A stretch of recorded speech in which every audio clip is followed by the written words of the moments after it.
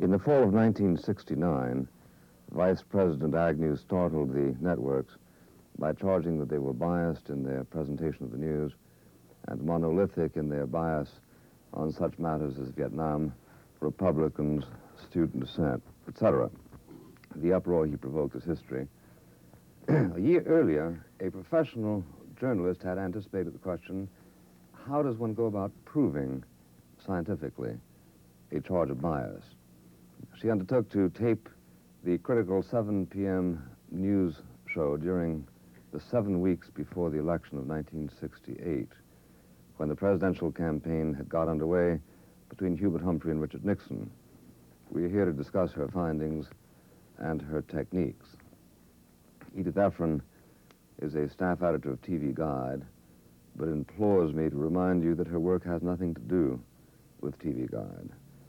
Some of her books, she is an analyst of network programming trends and problems, are used in university communications courses across the country.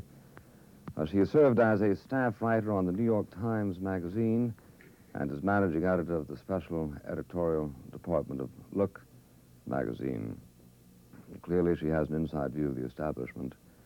Her BA is from Columbia, her MS from the Columbia School of Journalism. I take it that although Mr. Andrew Rooney is not exactly familiar with the findings of Miss Efron, he is prepared to dispute them. This he is sure to do most elegantly. Mr. Rooney has for years worked in network television. He was named by Time magazine not long ago as, quotes, the most felicitous nonfiction writer in television. He has earned many awards, including an Emmy, written books, and directed and produced a score of documentaries. Not long ago, he quit CBS, not in protest against its bias, but against its failure to do more with documentaries. I should like to begin by asking Miss Efron, how would you summarize the findings of your project, which I should add are being published this week by the Nash Publishing Company under the title Network News is Biased? Miss Efron. Actually, the title has been changed. It's called The News Twisters. News Twisters. Thank you. The initials of which are TNT. The findings, the broadest summary I could give would be this.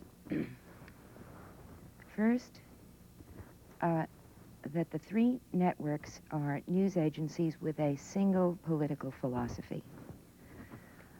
Two, that their orientation could be described as liberal, democratic, with a certain sympathy for some left positions, not by any means a radical philosophy, but rather left liberal.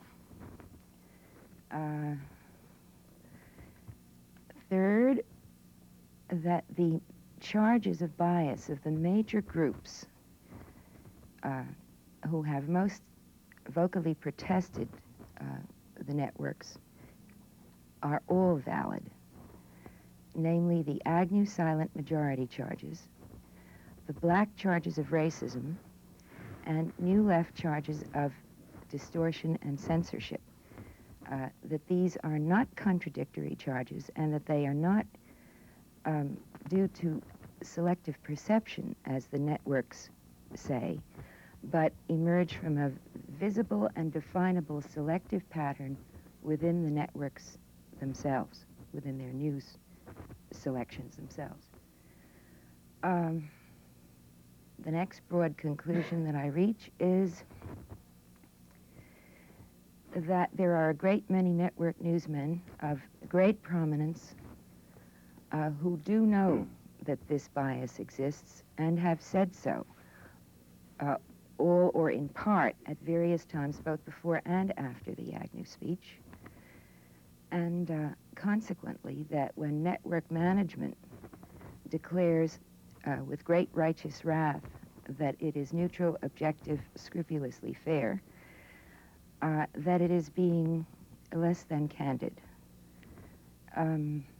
There is some legitimate confusion in their minds,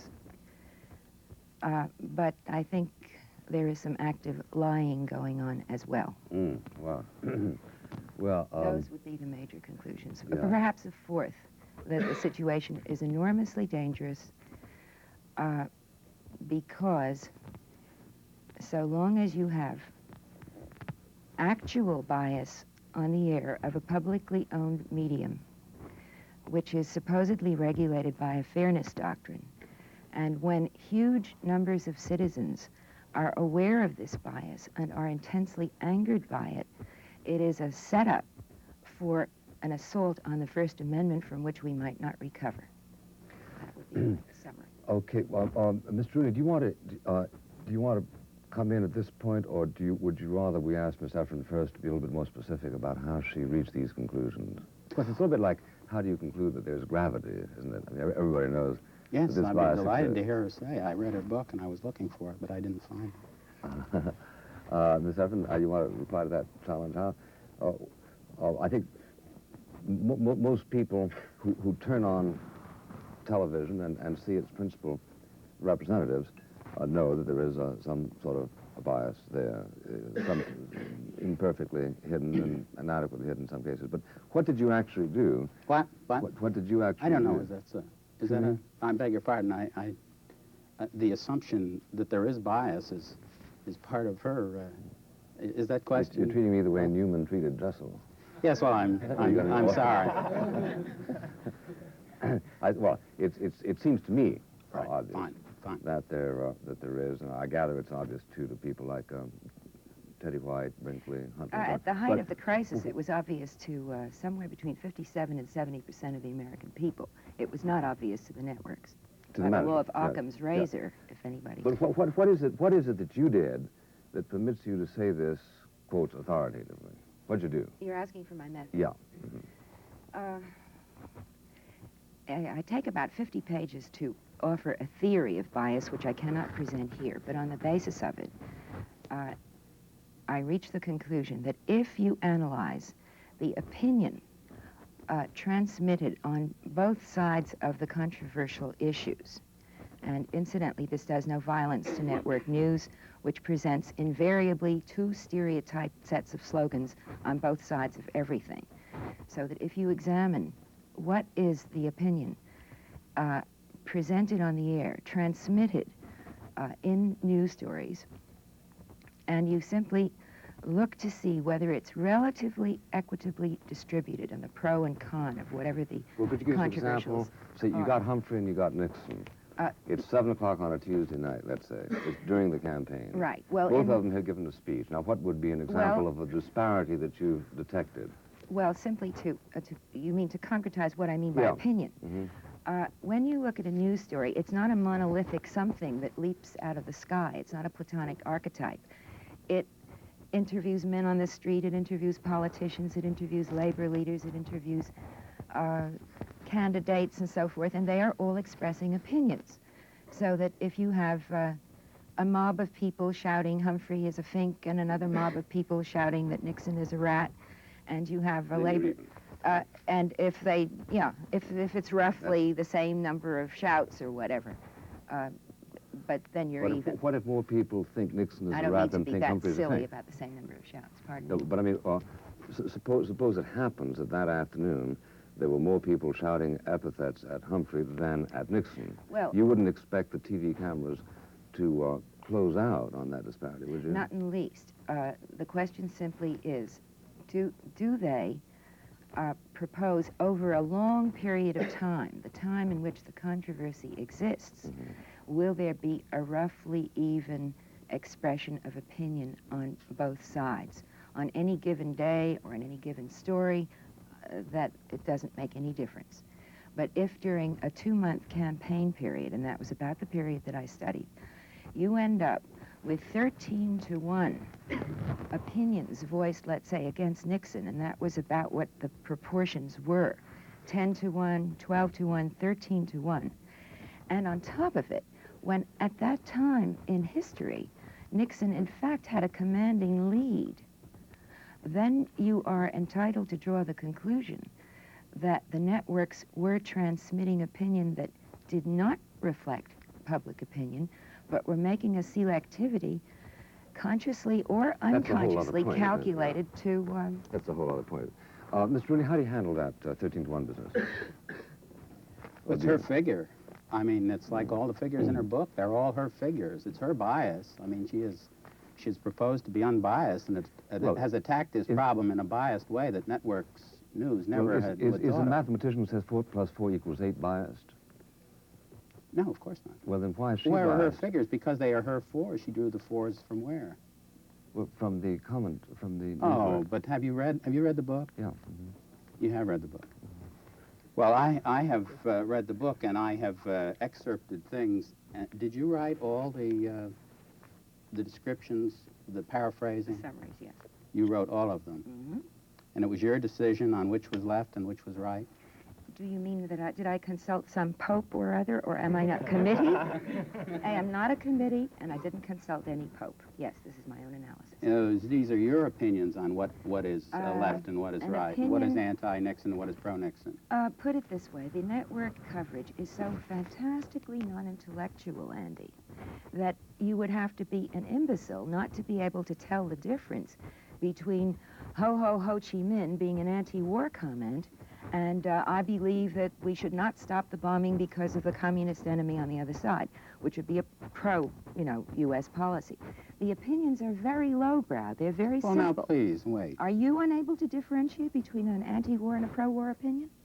I very often am, yes. As it would influence a voter, I certainly am. I'm not discussing the influence on a voter. Well, I think you are in the book, according to the book. I'm discussing only what is on the air. Yes, but you were suggesting in the first few pages of your book that this is important to the nation because network television is influencing the voters. Andy, that's the conclusion of the whole study. Right. You said that you could not tell how I could differentiate between a pro-war and an anti-war opinion. Well, I think it gets very... Now, if you can't, I'm sorry, but I can, and I think most Americans can. Why don't if you you give us an can't tell the example, difference in Rooney, Tower of where you think and that it's her Fulbright, bias, then I'm helpless. that is her bias Well, that actually gets in the way? She will take a paragraph from, say, a Cronkite statement or a Severide statement or a John Chancellor statement or a report from someone in the field. And she will count the words.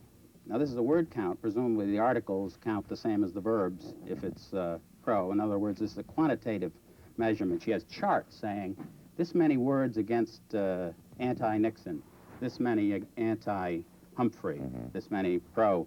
And all the words in the paragraph, presumably, are the same. Now, I just happen to recall one of her. I would like to have you, if you think it's so easy, I would like to have you tell me this. There was a statement, one of your synthesized paragraphs. Andy, please, before you give me an example, could I ask you one question? No, I wish you wouldn't. All right. Okay.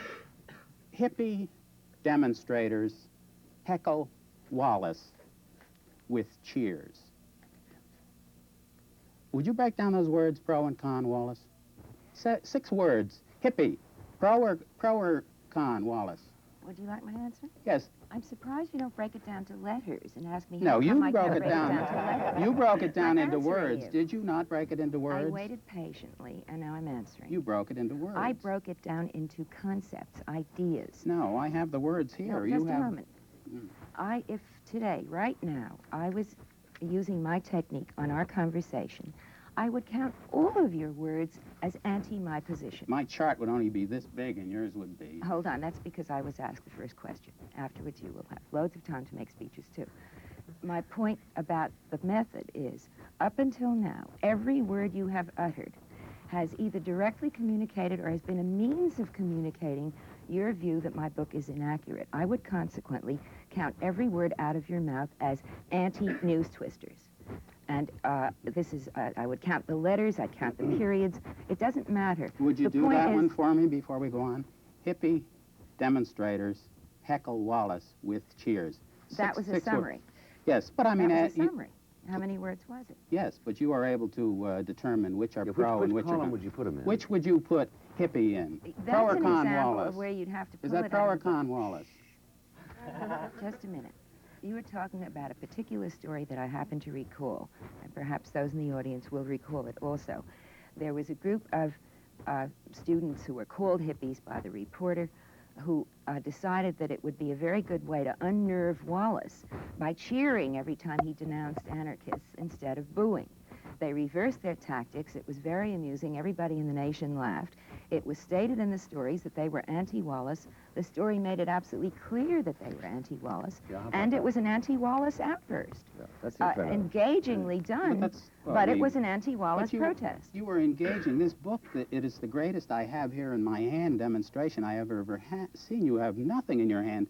And I hope the whole country, for your sake and everyone's, reads this whole book. Thank Because you. if they don't read it, they're going to so, think there's too. something to it. And there's nothing to it. It's I find it close to a Andy, fiasco.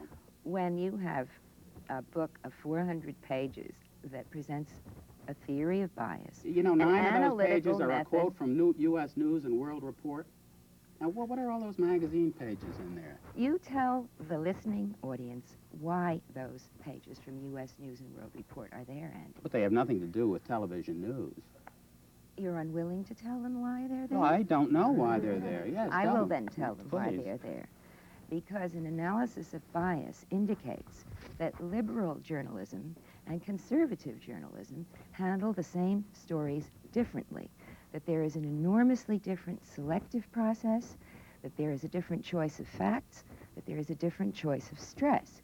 And the U.S. News and World Report, which Andy is trying to make it sound as if I've stuffed the book with conservative material, No, you is have there several as an pages from example time. of conservative bias.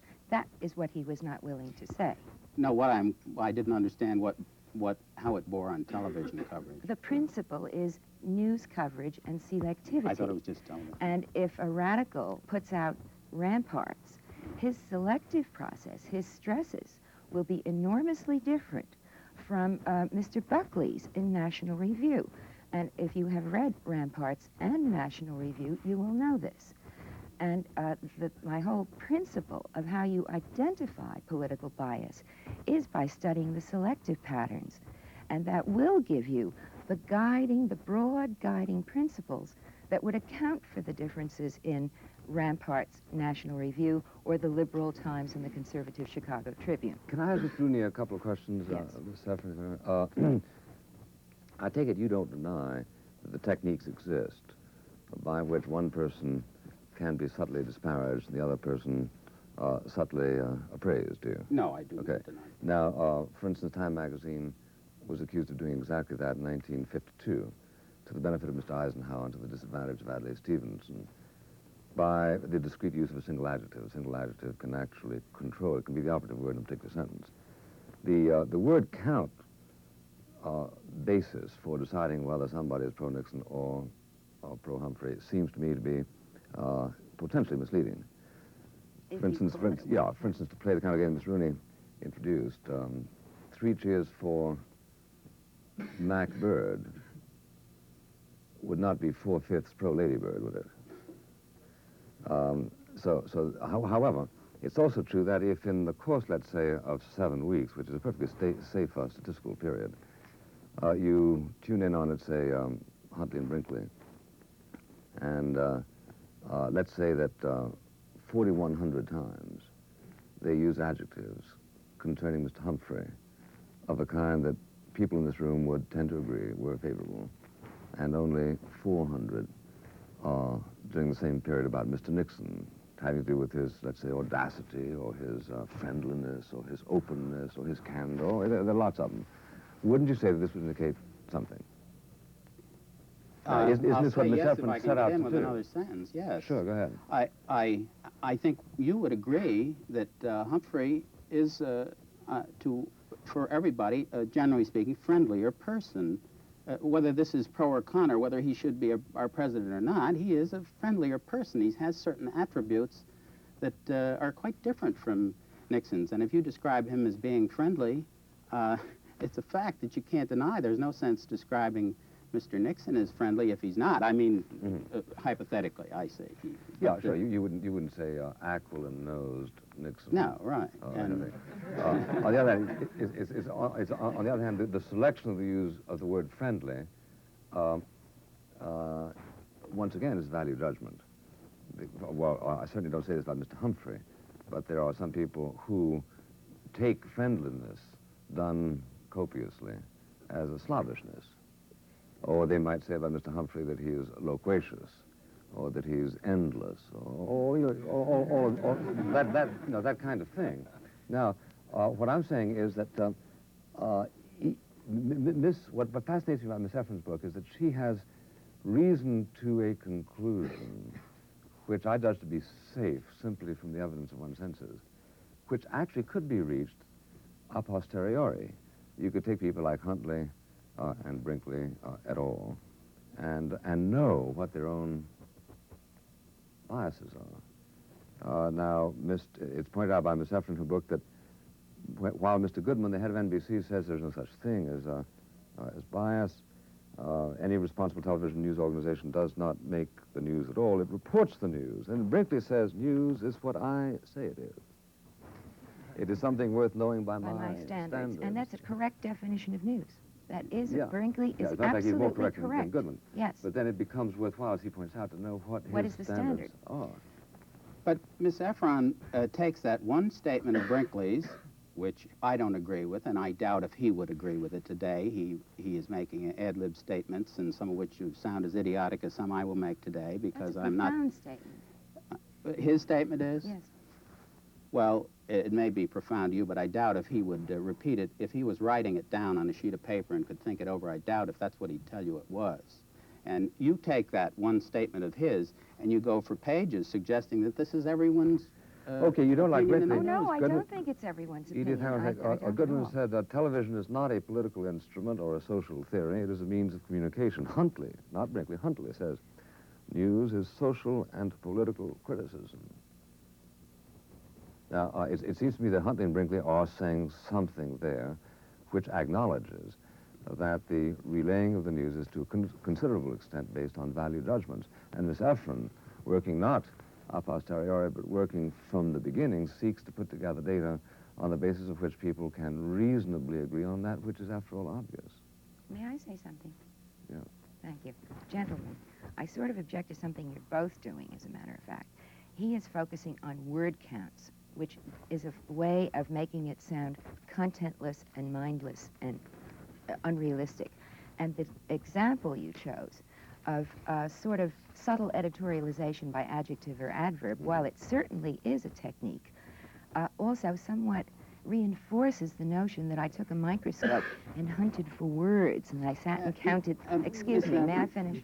Well, When I said ideas, I am simply saying that unless one does not understand English, or one does not understand anything about the primitive issues over which people were fighting, one can differentiate between a pro-war opinion and anti-war opinion. A statement that calls Nixon a racist wasp who hates Negroes, a statement that says, stop the bombing, I want unilateral bombing halt. These are all simple concepts that can be grasped. They have beginnings, middles, and ends. Simple rules of syntax will tell you where the opinion starts and where it ends. Then a simple count, admittedly, a crude method. But by this crude method, you get the most extraordinary results. Now, if you can improve the method, Andy, pray do so. Simply smearing it indicates that you don't desire to solve the problem. This I have here in my hand, the number of words spoken for and against Richard Nixon on the three networks. These are column charts. I don't know whether I should show this. These are specific words, 7,493 words spoken for and against. This is, the dark one is against, presumably, and the light one is. So you counted every word? This is a quantitative measurement that's idiotic. So is, the networks use it all the time. They use time. Then may I come back? They use minutes. I use may I words. come back to my original thing that I found in here and ask you to break it down the way you've broken this down? To break what down? Hippie demonstrators. I've given an explanation of that Is story. hippie a pro or con word for Wallace? That is not the story. That's not where I got the word count. If you Andy. can You haven't read the... If you can do this, you have this great knack. Bill, he's misquoting me. That is a summary statement. Yes, but you have this knack for knowing which word belongs in which The column. reporter said it was an anti-Wallace protest. Am I to believe your If a reporter? reporter says that a group of hippies cheers Wallace, is that pro or If the anti-Wallace? reporter says that it was Does it not matter who is listening to that? Don't you have more penetrating criticisms in my book than this? I am really astonished, Andy. The reporter, it was all over the country. So you But know this the was least an penetrating. anti-Wallace protest You know the in a least gag penetrating form. criticism I have. Maybe you can catch it. What I is that? noticed here that I don't know whether Bill's going to be able to vote or not. That the next election is November 5th, 1972, which falls on a Sunday of all days. Meaning it's a typo. Well, or an error in fact. I call it an error in fact. I have never claimed to be infallible. I would No, still like to hear It's what... a petty error. I would like to know... And I think the book is filled with them. I would like to know why you deny that a story covered by 3 networks as an anti-Wallace protest isn't an... Why are you denying that it was an anti-Wallace protest? It just didn't seem to me as though you count every word in the group. I have not got that specific thing. No, you haven't. Well, I don't know the page number. That'd be a ridiculous thing for me to memorize every page in the book. I Oh. just happened to recall that in response No, to you a have question to look at from my Bill. research, which you haven't requested to do. Well, my dear woman, that's like my father's bigger than your father, and if you don't believe it, ask him. I mean, you just don't run home and get everybody's oh, no. research. Let me inform you something, Andy, which is very relevant to the way we conduct this conversation. When a study is done, and a theory and an analytical methodology in pages and pages is spelled out in detail for a content... Is methodology better than a method? I often wonder, and I notice... Well, all right, method. I'm not being pretentious. It's just a word that's used. And a person presents documents and, in the book, makes it enormously clear that the research is available. There is full disclosure of this opinion material. I submit that if you really want to challenge the book, it is intellectually incumbent upon you to challenge the theory, to challenge the method, and to challenge the research. Now, when Professor Paul Weaver of Harvard was going to write, and is going to write, an essay on my study for a very distinguished academic publication known as The Public Interest, Professor Weaver flew to New York to study my research. He didn't simply smear. He looked. One of the results, I am happy to say, is that the book is being recommended as a required reading in a Harvard government media course. So, Well, I didn't think it was quite as meaningless as you, apparently. I have been in television long enough as a writer and not on camera, and I'm at ease, and as you can see, I'm nervous, and I'm just Me too. distraught about your book, because I think it's doing a great deal of damage. I've been around television long enough to know that it's no man ever got anywhere attacking a woman or Ooh, boy. being outraged. Gentlemen, I submit he has lost the debate. Big And my book I, close up there and shop are, right now. If you can descend to that, you are in trouble, Andy. Have a cigarette. I find your curiosity rather contagious because at a certain point, you've got to decide into which of 2 columns to stick a series of sounds. And I think there are a number of answers available to you. If any of them have... Well, if you want to break it down, we're almost dealing in phonetics here. You can say, X number of words uttered by Eric Severide one night had 0 value content, and therefore they don't go in the anti-Humphrey column or in the pro-Humphrey column or in the anti-Nixon column or in the pro. Well, in fact, She doesn't have a neutral column. Pardon It's me. all Well, pro how do you or know? con. There's She might have oodles of just thrown stuff them that out. did not She might have include just thrown pro them and out. con She- opinion. I Oh, you only didn't count that, counted right. I mean, see, that which it was pro it was and raining con. today in There was Milwaukee. lots of neutral Now, what do stuff you do or with empty that? stuff on the air. It was raining today in Milwaukee when Humphrey came Yes, in. exactly. Now, you That's wouldn't... anti-Humphrey. Yeah. From the point of view of God, yes, but not from the point of view So of you wouldn't bias. take you wouldn't count that phrase in your total words. No. would you? Well, then maybe No. then how does Mr. Rooney know that your hippie Wallace thing? Mr. Rooney is distorting. Mr. Rooney is evading. Mr. Rooney is being dishonest. Sue me. You are not being You can't sue responsive for to being the dishonest. facts. I'd have... Well, or stupid. I don't know which. No. Let's not feminize this thing. Well, we're even. We're even. Well, I'll He tell you what. attacked me as a woman. I'm impugning Stupid his I'll intelligence. accept, but I'll tell you what. dishonest, I reject. let's just for fun, let's try to follow your method through on one of the charges that probably don't divide you and Mr. Rooney. Say the matter of the New Left.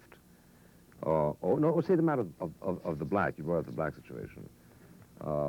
Now, you Mr. say... Rooney you said the totality is invalid. No, wait. Well, everything divides. You say that you detected bias. In what direction involving the black... did you say the Black Panthers, or what did you say? No, what I said in the book is that there is racist bias on the air. Okay. Now, could you give an example of racist bias on the air? Yes. And for one thing, the coverage is exclusively stereotyped. It is the black, a monolithic report on the black community, the Negro, the black. It's as if the blacks are one lump that have certain attributes. This, by definition, is racist. Now, in addition, at that period of time of the study, the particular stereotype was most unfortunate. It was all the opinion material pertained to violence, to arson, to looting, to threats of murder. It was a criminal stereotype, sort of half hoodlum, half alleged revolutionary or demagogues who claim to be leaders of these people. Now, in fact, when you have a stereotype which revolves constantly around violence, constantly around crime, and you are then presenting this as the black, this is a most tragic image of the black which is being projected, even though the reporters sobbed gently over this all the time and distinctly indicated their sympathies. Okay, now, what do you say to that? Well, it isn't true. We don't refer to them categorically as the blacks. Matter of fact, I think some of your complaints is that we gave too much specific time to some of their heroes. We didn't call Eldridge Cleaver the black. He was a spokesman of the blacks. We had a lot of He was a spokesmen. As a leader matter of fact, it the was one of the blacks. reasons for the complaint. So I reject it. It's just not true that we referred to them always as the blacks. Or In other words, you were saying that I have fabricated all the documentation, that I spent 3 years inventing the big lie. Is that no, what I you're don't saying? think. With no money yet. So I'm not only Well, a no, I liar, wouldn't but I'm open an that idiot. up. I wouldn't open that up. Go ahead. Well, why don't you? Why Well, don't I you? thought I was I don't know. curious about whether Bill was going to mention. I didn't know whether this was how we were divided up, the three of us here. I didn't know whether, for a while, whether Bill was on my side or your side, or whether he was neutral here. But I got looking into the Historical Research Foundation that gave you the $4,000 for the book, and lo and behold, Bill is Which Bill's means organization. that it's untrue. No, but I think he should have I mean, if stated it. Schlesinger had been on the Please, foundation, please. it No, would have been I think okay? Bill should have. I kept it secret, except that I published it 2 years ago in 365 papers. Are you thinking that And you're last week in exposing a the New secret Yorker. which is known to No. everyone? I just think he should have mentioned it here. I mean, I'm perfectly willing to mention it. Yeah. It is not a secret. It has been made public. I got a grant from a foundation. Bill is certainly on the board. What is the implication? That Bill corrupted me into his attitudes, or there's collusion? Because he paid my typist's bills? no, I simply think that it should have been mentioned that That was was- true. It is mentioned. You made it sound pretty sexy when you said, well, let's not get into that. Yeah, and especially in reference to money. There's a wonderful word I for did that not get situation any where money it's out of called this. aposiopesis. I don't know it. Now you do. Now, Let's having not get into that. having established that Bill was a member of the foundation, what do you conclude from this fact? Well, I conclude that it's interesting that he has the three of us on and poses as a neutral observer. Who thinks Bill Buckley's neutral? Well, I tell you, Sorry. to tell you the truth, a lot of people do. Oh, I come do. now. Yes, he is. He's a. Bill Buckley is one lovable of the leaders of the conservative and- conservative world. But he's lovable. Nobody really takes I him love seriously. him. Now, wait a minute. Now, wouldn't you gather from that, Miss Efron, that this is tacitly suggests that most I'm a conservatives conservative. are not lovable? Yes, yes, that does. Now, That is the that's kind of thing implication that of you the could pick up statement. in Eric Sattler. Yes, I it put is. in that column That's over right. there. That isn't does imply. it? Okay. But if you broke it down, what I said, words pro-Buckley, words anti-Buckley, that would be a tough thing. Would you put them all in one column? No, because you both paid him a compliment I said he was and you lovable. attacked him. Yes, Right. that's right. Well, But hold on, you brought up a very interesting issue.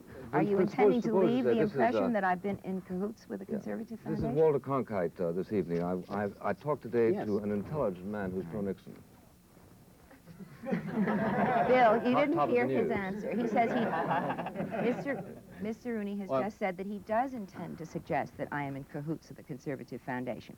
Then you must explain Well, to me. cahoots is, you don't use that word. That's a pejorative Is it word. your impression that I am a conservative? Yes, it would be. I am not a conservative. Well, you fooled me.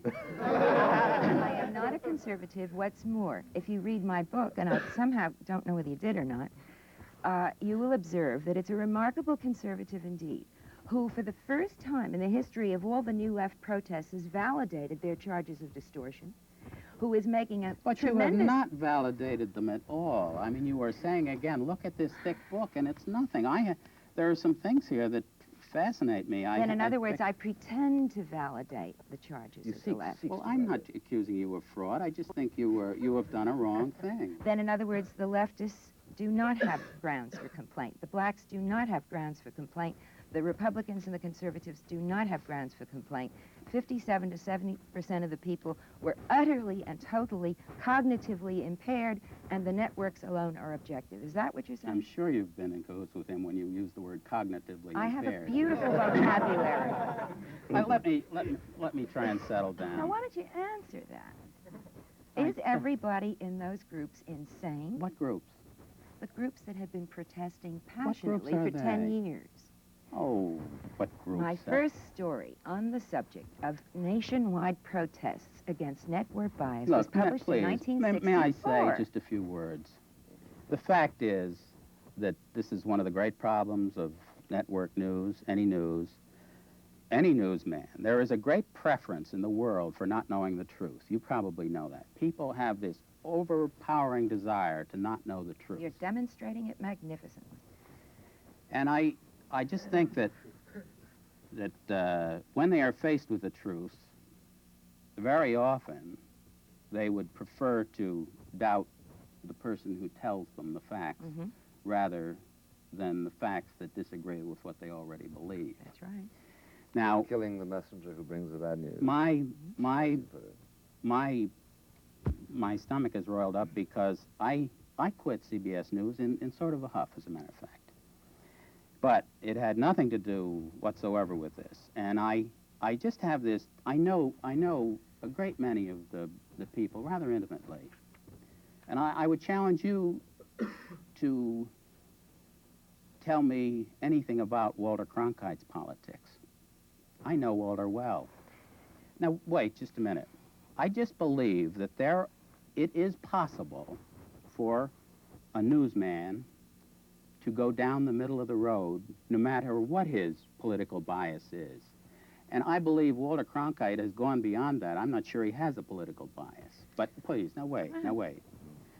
I just think that it is possible for a newsman to be a professional and to stay in the middle of what a story is, no matter what his personal opinions are.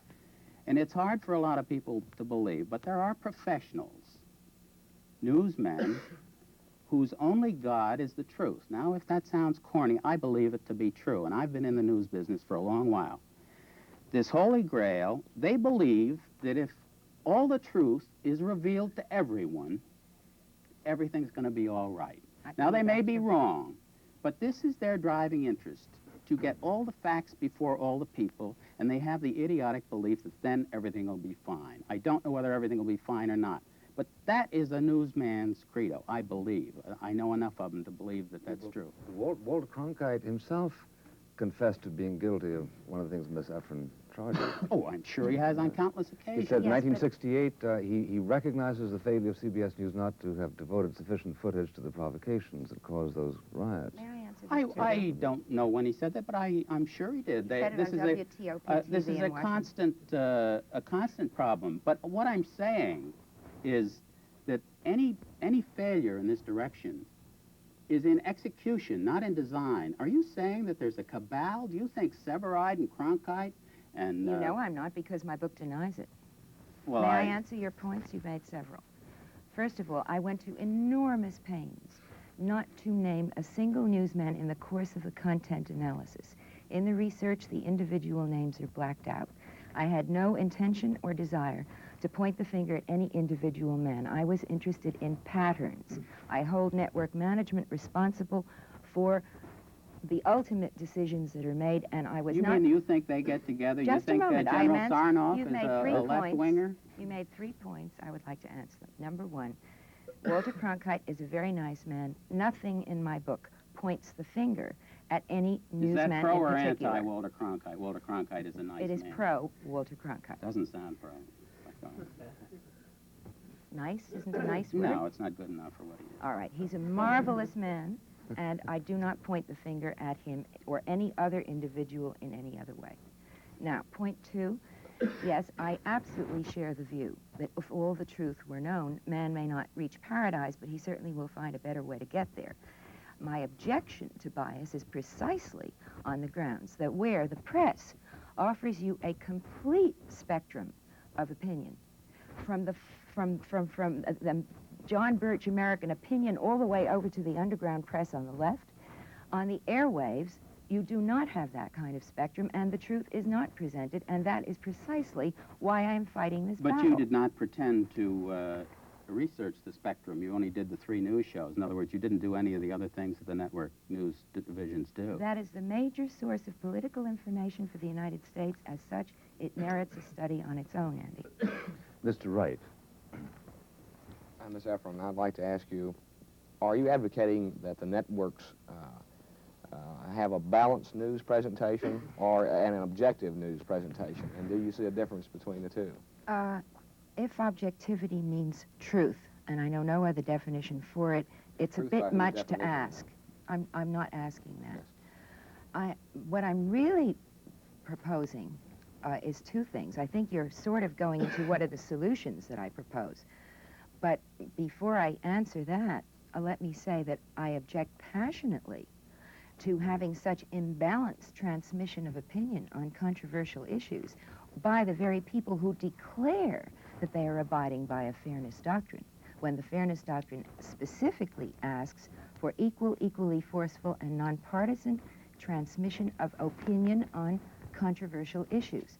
So that my first protest is against the enormous disparity between their claims, their practice, and what they preach. Then as for conclusions, if we want to get into that, that's a tremendously big subject. Do you want to get into that yet? Hang on a little bit, if we may. Mr. Honig? Yes, sir. Miss Efron, if I may, it seems to me that the validity of your book, as apart from the sales of your book, depends on your methodology, and I'm Yes. still unclear as to how your content analysis can be proven valid, since you are the only analysis of the content. You and believe that in is truth not, by democracy or truth by no, committee? Is that but it? content analysis cannot be done by one person. There is no one, not even a professor from Harvard, who would say that content analysis can depend on one person's viewpoint. I'll be glad to introduce you to a professor from Harvard who thinks it can be. What is your point? See, I will answer you more broadly and My ignore point the is that- notion that that- one person can't establish a truth. My point is Surely that you really don't hold count out that. of a number of words is not content analysis. You would have to And it's read not a strict 6 methodology. pages of the methodology. And in the second place, Now, how do hold you on. differentiate Just a a minute. selection of news Do for you news know my value? methodology? Wait a minute. It would take half the program for me to read it. Wait. You'd have to read it to Mr. analyze Honig it. had another question I don't think everybody heard. What was the last question you had? How do you differentiate what you call a bias of news from what is a selection of news? If there is an anti-Humphrey demonstration and it's run on television, you will put this in the column under anti-Humphrey, will you not? Certainly. But It why is that transmits network news anti- bias? it's Why is that network news Oh, well, bias? then let me explain. The definition of bias that I'm using is, in effect, the fairness doctrine definition. It simply means this, that if a lot of people are, let's say, anti-Humphrey, and a lot of other people are pro-Humphrey, that the network obligation is to let you, the public, roughly know what the people on both sides say. Now, on any given day, if there's an anti-Humphrey demonstration, well, fine. Then that is public opinion transmitted by the network. I'm not But saying did that you that's go out every reporter day? opinion. Did you go out every day and look at all the demonstrations and see if the news correctly reported that there were 80% against Humphrey and 20% against Nixon? If in fact, network news reflected the poll type of reality that you're suggesting, we would be much better off. What, how do you know they don't? Would you like an example? Their anti-war coverage, for example, was most extraordinary. To give you the poll statistics that you want to use as a reference, and I agree with you, they're the only reference we have. At that particular time in history, the majority of the country was supporting the government's war policy. 1 year later, according to the Harris poll, a clear majority still supported a victory position. Now, But they support it in their living room. Should CBS just a go into moment. the living room? Just a 70%? moment. May I continue? Yes. I am quoting Harris and Gallup. I'm as much at their mercy as you are. These are the facts that I got from them at this period. Now, on the air, NBC, for example, expressed nobody, that doesn't mean reporters alone, nobody, no politician, no member of the public, no head of an organization, not one human voice aired a pro-government war policy opinion. Now, there is an example where you have the most calamitous distortion of political realities. I believe there were 3 on September 17th. I'm that I talking know about a of. 7-week period No, when but- this was the major campaign I know issue. September 17th there were 3. Andy, for 7 weeks, a What major about those 3? Are you being facetious? Yes. a major campaign issue, no opinion on the other side for 7 weeks. Oh, but you have no fact. That's not true. That is not true. What you're saying, you are holding up I have here in my hand again. You have nothing in your hand. No, I'm not holding up I have here in my hand because I'm publishing it and the research is made available. If you wish to go Oh, through those transcripts. Where do we come up and to your find it. attic? Where do we find You those? I happen to have purchase it. some. You purchase it. You I have none. some of those. Some of those reach things from which you took your statements. I suppose time, but I would love to read a couple of minutes of these things that, and your synthesis of what they purported to mean. You have one there you think is very vulnerable? Right. Well, I tell you what, let's get a question from Mr. Dunn while Do you, you find it, you have okay? original transcripts there? Okay. I wish he had been up here. I thought he was. Miss Efron, I'll buy you a taco. overall, I've got to admit that I agree with you on the basis of anecdotal evidence. I agree with Larry. I believe that your methodology is not tight as it should be. You don't know what it is. From what you have described, there's no, no no. way that it can be tight. There's no way I can explain Well, let me it. make a further point. Let's assume that you're right. Let's assume that the research is valid and that not only from the gut hunch point of view, but also from the point of view of statistical significance, there is a bias in network television news. Is this, do you think, intentional? Is this some kind of an insidious conspiracy, No. or is this something that just sort of accidentally happens? Is there something in the water system in New York that makes this occur, or what? First of all, I must make a comment on this issue of methodology. I have never in my life heard anybody be asked to present a detailed set of principles for a Have content you ever read analysis. a scientific journal? No, just a moment. In those, they're in a always talk asked. show. No, I present pages and pages of my principles so that anybody who wishes to challenge may challenge adequately. But on a talk show, I cannot sit here and read you. You took the 6 quote from pages. Brinkley out of a talk show. He said it to me. I Well, didn't take it out of a talk talk show. show. Miss Efron, you're basing But all of your conclusions yes. on the basis of this Of this research. analytical method. It is crucial. You have yes. so far not defined the methodology by which you arrived at these conclusions to the point where we can tell whether you're making a valid point or not. That's true. I think this is what Mr. That Rooney is- is trying to say. Mr. Rooney has read the methodological principles, or he should have. You have not. Exactly. I would absolutely agree that you are in no position to know whether I have proved my case. Mr. Rooney both had the principles, and he had 2 weeks in which to say, may I look at your research? He did not. And I submit, Andy. I found the research myself. I looked it up myself. I got the transcripts of the shows from which you took the... I see. Well, And? Mr. Dunn, don't you think that a study like this, and this actually speaks a little bit also to the question, Mr. Wright, a study of this stands or falls on its plausibility. If You mean face credibility at this point? no, Does it no, make sense no, I mean logically, to the reader. If a reader is shown the researcher's techniques and probes his way through the researcher's method, he either ends up having confidence in him or not. Correct. If you find that a statement is put in the anti-Nixon column, which you think is preposterous to assign there, that it's an act of paranoia to do so, then you lose confidence in the researcher. It goes a little further than that. But it's impossible to satisfy Mr. Wright's criticisms of saying you've got to have a committee that says that inflection in Huntley's voice belongs in that column, not that column. There's a certain artistic to adequately here. do a content analysis on television, this is exactly what you've got to do. Yeah, You cannot take a script apart from the visual. You can sit there and go through the old syndrome about President Nixon is one of the nicest people that I ever saw in my whole life. Isn't he wonderful? Exactly. You know, this. But I how do don't you put that. this into but a Bill, content I analysis? don't deal with things like inflections. I don't go into that. It's true. It's therefore never as complete as in the same sense that a newspaper report cannot possibly ever exactly communicate the feeling in a room. I myself was a victim of a situation in which the reporter said that through a particular passage of a talk I was giving, everybody was smiling. If it had been so, it would have been a terribly macabre thing. This is a description of the assassination of Mrs. Lutzow. Now, there is no way that you can confute this unless it happens that there was a television screening. And Miss Efron can't possibly give us a package like that, but this doesn't invalidate what she does do. Not to the necessarily. Extent, that's right. The words often do speak for themselves. But the point is that content analysis, if it is done properly, to be a scientifically valid thing on which you can base some kind of logical conclusions, normally follows a certain set of perhaps stuffy, moth-filled scientific rules. Right. But they've worked for a lot of years. That's right. Larry's point is, and I think it's well taken, that content analysis normally does not depend on one coder. You take a group of people who agree over a certain period of time that, yes, this statement is pro-Nixon, this statement is pro-Humphrey. One person cannot validly do a content analysis. No, Even though I that's agree true. with your findings, I've got to say that. You have no right to agree with my findings, you know, then. It has nothing to do with validity. You should be in a position that only, I'm sorry, go ahead. Right.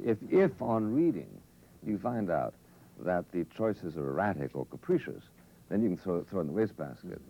But there's no reason to invite 17 people to say, do you believe that a reference to the long-windedness of Humphrey is anti-Humphrey? If you're going to do it scientifically, that is exactly the way you do it. I thoroughly dispute that. So do I. I trust you do, too.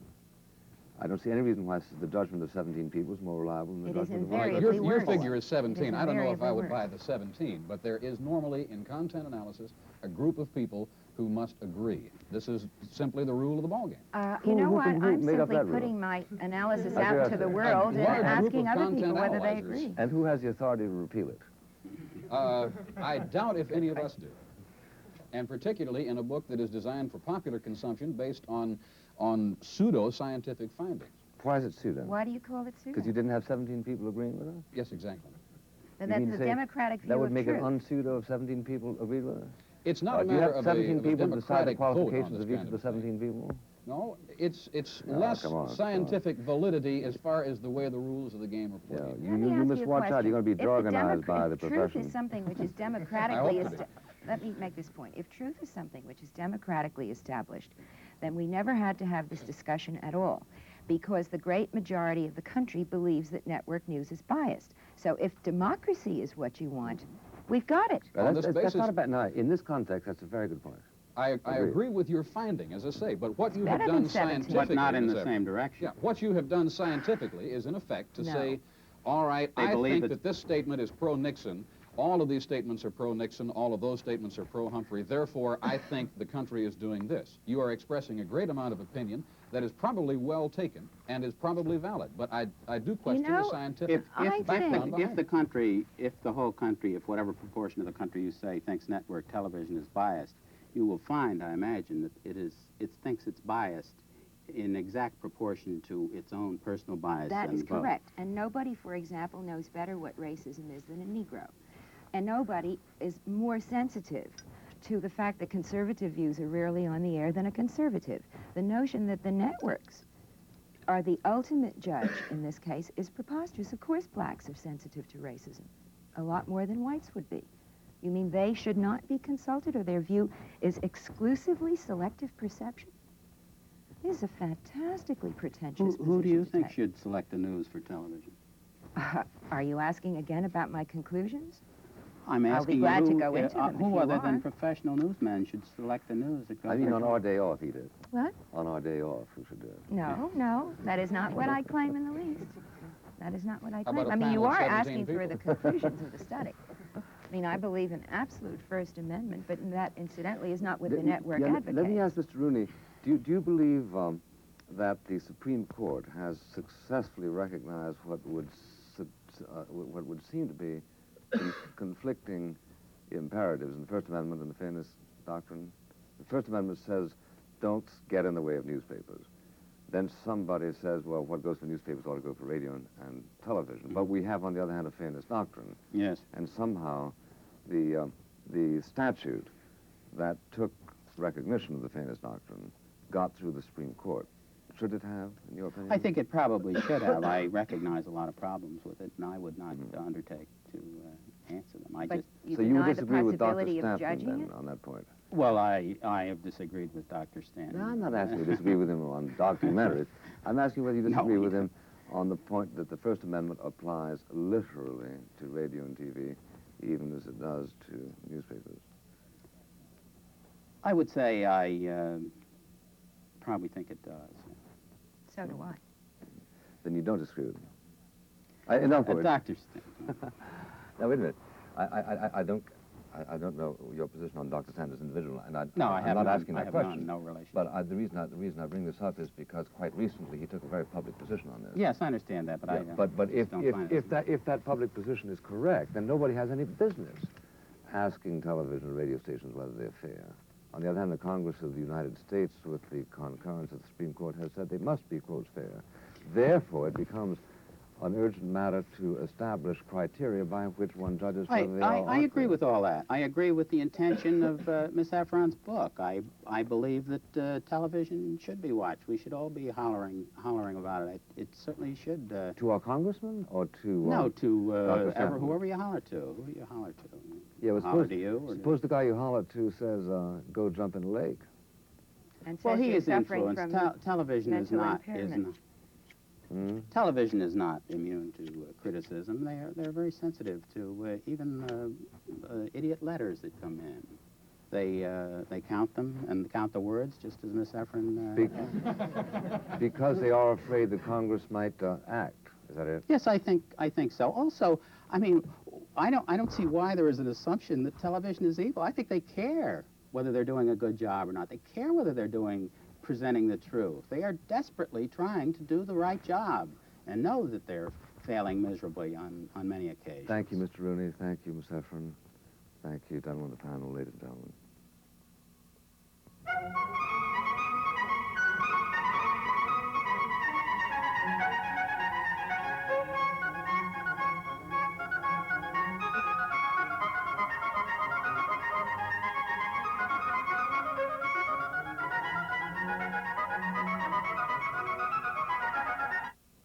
For a printed copy of this program, send 25 cents in coin, no stamps please, to Firing Line, Post Office Box 5966, Columbia, South Carolina, 29205. That's 25 cents to Firing Line, Post Office Box 5966, Columbia, South Carolina, 29205. This program was made possible by a grant from the Corporation for Public Broadcasting.